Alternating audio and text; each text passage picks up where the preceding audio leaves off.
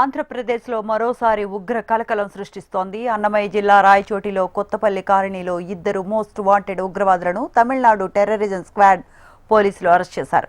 పలు bomb blast కేసుల్లో నిందితులుగా ఉన్న ఇద్దరు ఉగ్రవాదులను రహస్యంగా అదుపులోకి తీసుకున్నారు. స్థానిక పోలీసుల సహకారంతో అదుపులోకి తీసుకుని తమిళనాడుకు తరలించారు.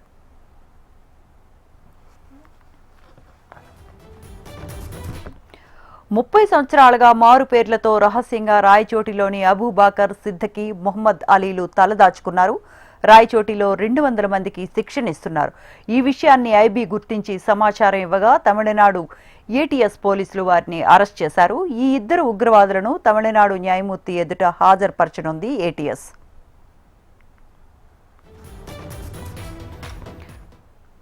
పోలీసులకు పట్టుబడిన ఇద్దరు ఉగ్రవాదులు కీలక కేసుల్లో నిందితులుగా ఉన్నారు. 1995 నుండి పరారీలో ఉన్న అబూబాకర్ సిద్దకి 1995లో చెన్నై చింతాద్రిపేటలో హిందూ మున్నాని కార్యాలయంలో బాంబు పేలుడు, అదే సంవత్సరంలో నాగూరులో పార్సిల్ బాంబు పేలుడులో నిందితుడు.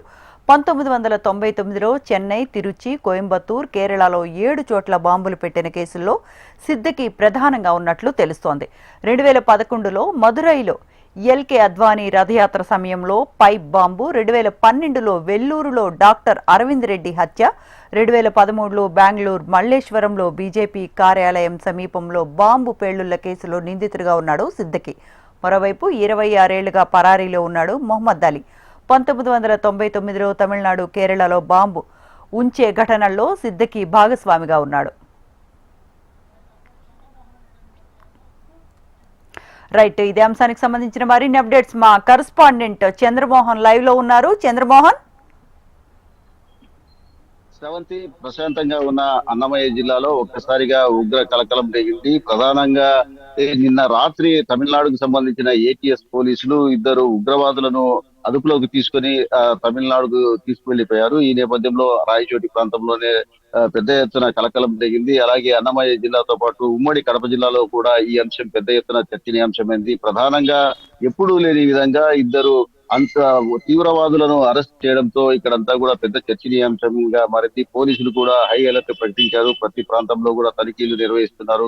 కొంతకాలంగా ఈ వ్యవహారం సాగుతున్నా కూడా పోలీసులు స్థానికంగా వాళ్ళను గుర్తించలేకపోయారు. ఈ నేపథ్యంలో ఐబీ ఇన్వెస్టిగేషన్ బ్యూరో ఆధ్వర్యంలో ఈ సమాచారం ఏటీఎస్ కు చేరడంతో వారు నిన్న రాత్రి వారిని అదుపులోకి తీసుకున్నారు. కొత్తపల్లి ప్రాంతంలో వీరు బట్టల వ్యాపారం నిర్వహిస్తూ కొంతకాలంగా ఈ ప్రాంతంలోనే రహస్యంగా జీవనం సాగిస్తున్నారు. దీంతో పాటు ఇక్కడున్న స్థానికంగా ఉన్న కొంతమంది ముస్లిం యువకులను ఆకర్షించి ఉగ్రవాదం వైపు ఆకర్షించే విధంగా వారు ప్రయత్నాలు చేస్తున్నారు. కొంతమందికి శిక్షణ ఇస్తున్నట్టు కూడా తెలుస్తుంది. ఈ నేపథ్యంలో తమిళనాడు పోలీసులు అరెస్ట్ చేయడంతో పెద్ద ఎత్తున చర్చనీయాంశమైంది. స్థానిక పోలీసులు కూడా ఈ ప్రాంతంలో ఇంకా వారికి సంబంధించిన ఆనవాళ్లు ఏవైనా ఉన్నాయా, వారికి సంబంధించిన అనుచరులు ఎవరైనా ఉన్నారా అన్న కోణంలో కూడా అన్నమయ్య జిల్లాకు సంబంధించిన పోలీసులు చర్యలు చేపట్టారు. మరి కొద్దిసేపట్లో అన్నమయ్య జిల్లా ఎస్పీ కూడా దీనికి సంబంధించిన సమాచారం పూర్తిగా వివరాలు అందించేందుకు ప్రెస్ మీట్ పెట్టి చెప్పే పరిస్థితులు ఉన్నాయి.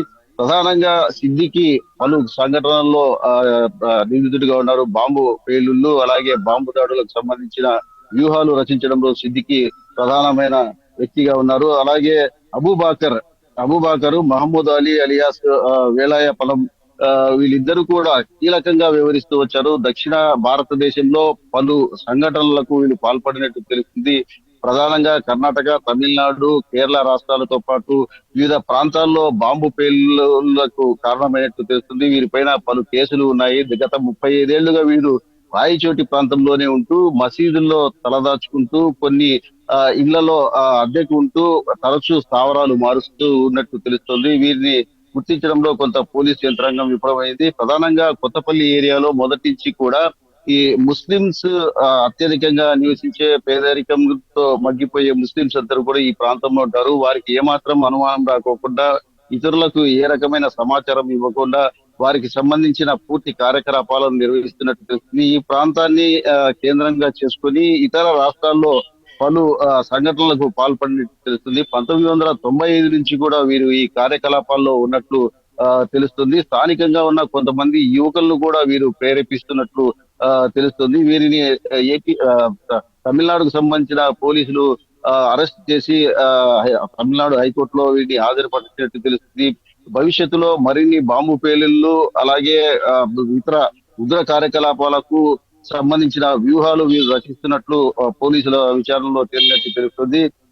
దీనికి సంబంధించిన వారి దగ్గర కొంతవరకు ఉగ్రవాదానికి సంబంధించిన సాహిత్యము అలాగే కొన్ని పేలుడు పదార్థాలకు సంబంధించిన కొన్ని పరికరాలను కూడా స్వాధీనం చేసుకున్నట్లు తెలుస్తుంది.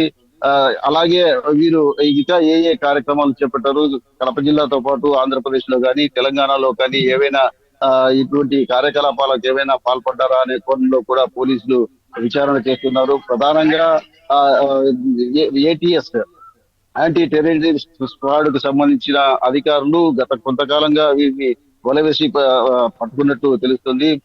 వీరు స్థానికంగా ఉంటూ స్థానికుల మాదిరే వ్యవహరిస్తూ మొదటి నుంచి కూడా వీరు ఇక్కడ బట్టల వ్యాపారం చేసుకుంటూ ఎక్కువ శాతం మసీదులోనే గడుపుతూ మసీదులోకి వచ్చే ముస్లిం యువతను కూడా ఆకర్షిస్తున్నట్టు తెలుస్తోంది. ఈ నేపథ్యంలో వారిని అరెస్ట్ చేయడంతో పెద్ద ఎత్తున కలకలం జరుగుతుంది. 1995 నుంచి వీరు పరారీలో ఉన్నారు.